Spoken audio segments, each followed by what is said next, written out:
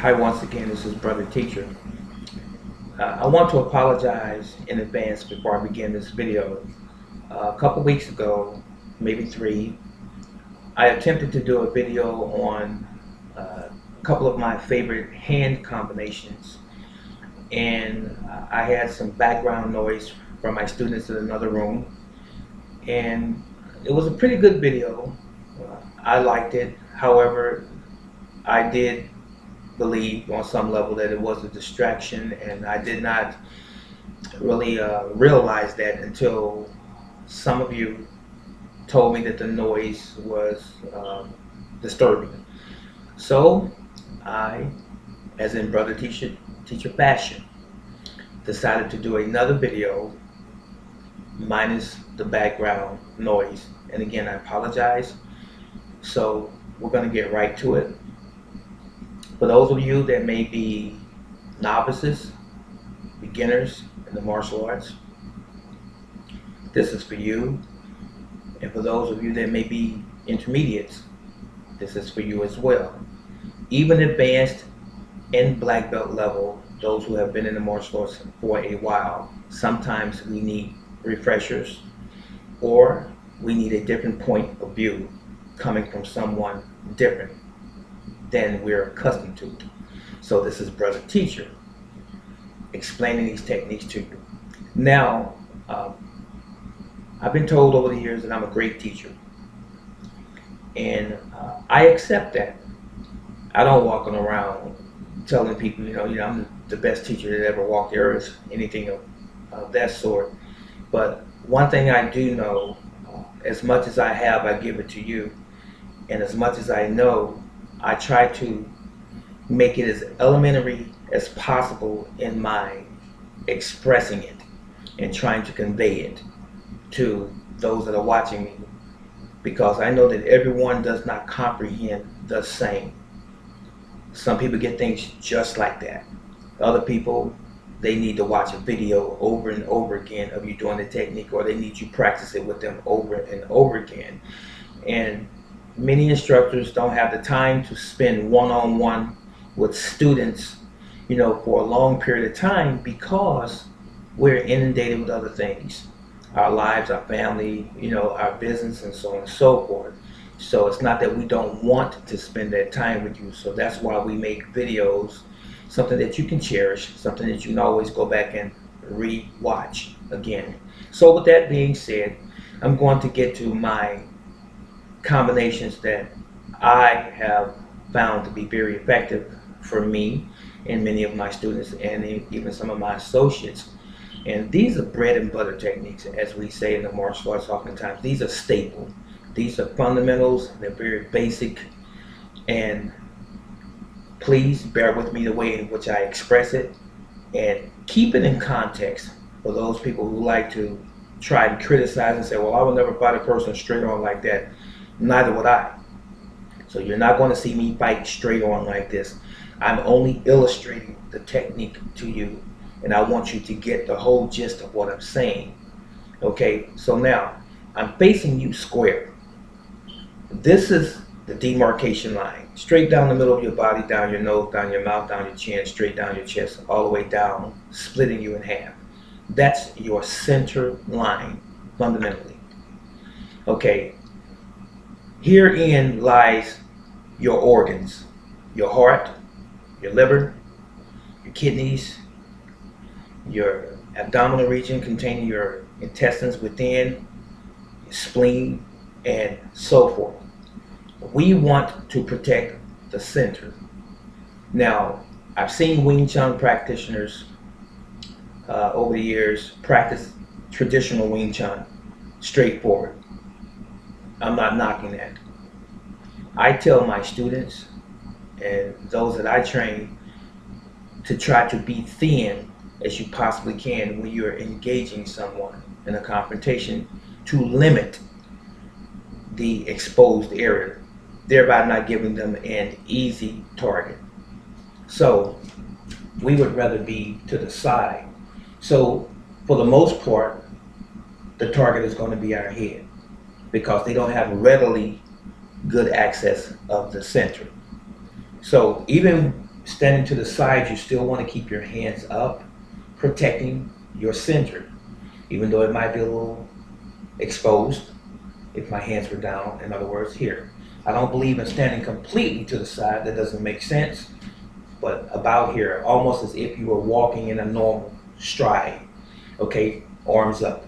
You want to keep your elbow in and your hand up about where your nose is, about here. Sometimes it's here, sometimes it's here. It just depends on the person and your training and your particular art that you're studying in. Okay, this other hand here, I'm going to show you to the side, should be roughly around the elbow. This, not that it really matters to you. If I'm teaching someone how to protect themselves, all of the jargon, all of the technical terminology, it's not important, because that's not what's saving your life. It's the techniques that's saving your life and the application thereof. Okay, so this traditionally in Wing Chun is called Man Sao, or asking hand. This hand on the inside is called Wu Sao, or protective hand. This protects your center, it's guarding. Okay, now bear with me. Some of the things that you might see me do may not be traditional Wing Chun, and they're not. I'm telling you right now, they're not, because I've studied more than one discipline. So they will all sort of meld together, all right? So now let's get to the combinations. So my hands are here to the side. We're going to execute the back fist here. This particular back fist is executed to the side of the body for the most part. Here, that's the back fist.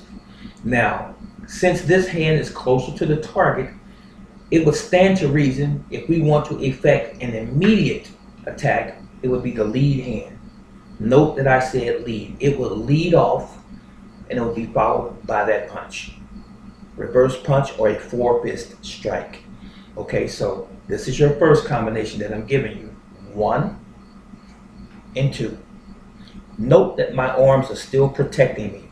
I'm not going to throw my arm out here, my lead arm, and leaving my body open. And I'm not going to punch traditional karate and leaving my body open. I'm going to instead attack, leaving my arm in this space, and I'm going to follow, leaving both arms in that space, that imaginary square, so to speak. Okay, so again from here, 1, 2. Now, it seems, or would seem, as if they're going to be one technique when you have mastered this. And mind you, you must practice this over and over and over again so that you can develop muscle memory, good timing, and good reflexes. Okay, so 1, 2. Now, no one is going to stand still and let you hit them if they believe that you know anything about fighting at all, let alone martial arts. So you want to step into your target, step into your attack, in other words, just in case that person were to back up. Okay, so now, when you step with your lead leg. Okay, you go forward, 1, follow.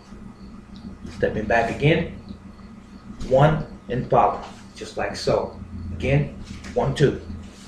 All right, it almost looks like 1 when you master it. Here, 1 technique. 1, you want to feed this hand to them and make them believe that they're going to be hit with it. Sometimes it's intended to be a strike, followed by the most powerful follow-up, which is your reverse punch, okay? And sometimes it is intended to be a fake or a feint. You want to get them to commit their arms by blocking, by coming up, exposing their bodies. So you want to throw it up, you have to sell it to them, and then you follow with the other technique. And before they realize what's going on, you are already in close distance or range to execute elbows, pseudos, or knife hands up close. You got it? Okay, so one more time. Here, back fist, reverse punch. Back fist, reverse punch. I'll do it on both sides. And as I said in the last video, you never change your stance by dropping your hands. If you change your stance, you always keep covered, just like so. So now I'm in a right stance. My right hand is forward. It's going to be here and there again, here and there. Stepping forward, boom, boom, like so. Here, like so.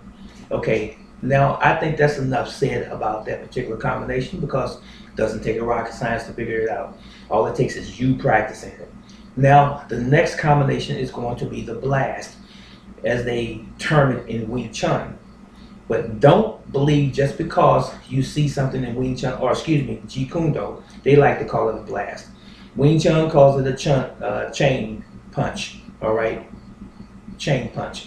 Now, as I began to say, don't think just because one art has labeled something, it doesn't exist in another art by a different name. The Sun Fist, or Chung Choi, does not exclusively belong to Wing Chun. So understand that.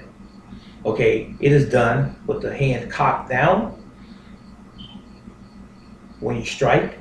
It is also done with the hand corkscrewing up, twisting at the wrist. More indicative of Wing Chun, okay? On impact, in other words, it's here and up. All right, so for the purpose of this video, I'm going to emphasize just punching with the upper two knuckles as if you were going to throw a reverse punch. I'll save the other part for another video. So when you execute your Sun Fist, we're going to assume our stance again. Now, our lead hand will begin. 1. Now, I call this tracking. Where this hand is going to be.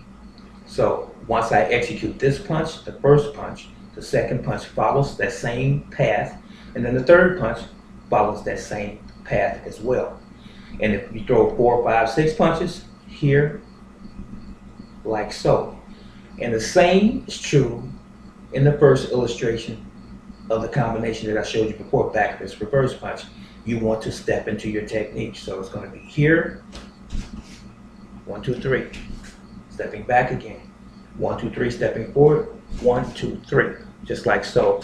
Now, the way I executed this technique in this particular sense was I went over the fist that's in front. Here, like so. You don't want to come like a hammer fist, because that takes you outside of the straight line. You want to be as straight and direct as possible with your techniques. Okay? Now, the next way you can execute that same punch is going underneath the one that's in front. So it's like this. 1, 2. You're replacing the hand. 3. Just like this. Underneath. All right? And oftentimes when an opponent have their arms extended towards you punching, you can go underneath their own arm, or you can go on top of their arm. Okay? So that's the purpose of those two punches and the direction in which I just explained.